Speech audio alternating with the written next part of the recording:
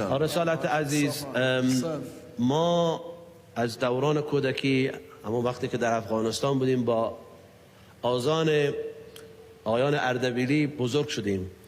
ماشاءالله خطه اردبیل صداهای بسیار زیبایی دارن.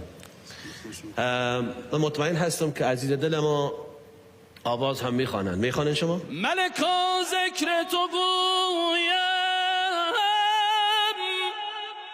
که تو پاکی یا خدایی،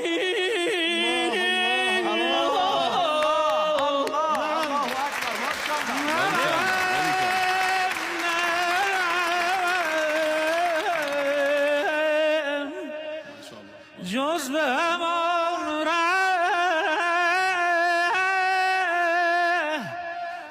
که تو همراه نمایی،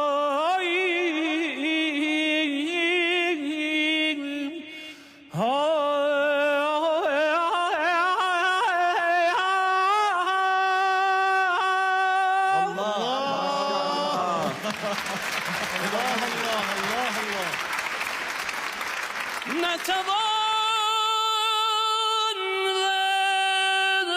وصف تو گفتن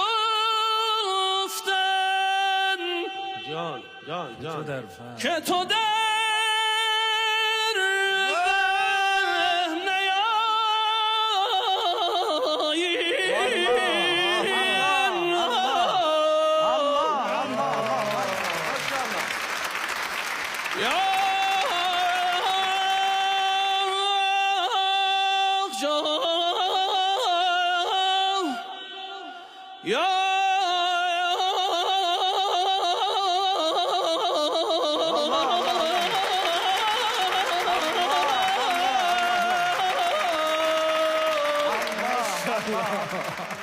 آقای آسد تقی عزیز، جانم. شما از سلاله سلسله ساداتی. دم افطاری یه بیت برا سید الشهدا، برا امیرالمومنین، برا هر کدوم از حضرات معصومین که تو ذهنته ترکی بخون. آره یه چیزی از استاد مرحوم سلیم مؤذن‌زاده، چیزی از همون بخون. آره یادش نکرده باشه. زینب میتونی بخونی؟ زینب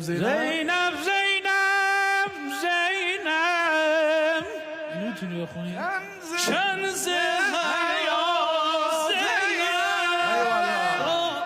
کام وفا زینب غم قهرمانی